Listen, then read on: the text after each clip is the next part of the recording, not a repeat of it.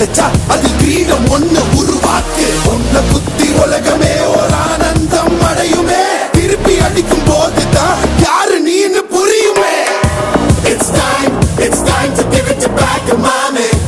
இது திருப்பி கொடுக்கும் நேரம் மாமே. It's time to give it back to mommy. இது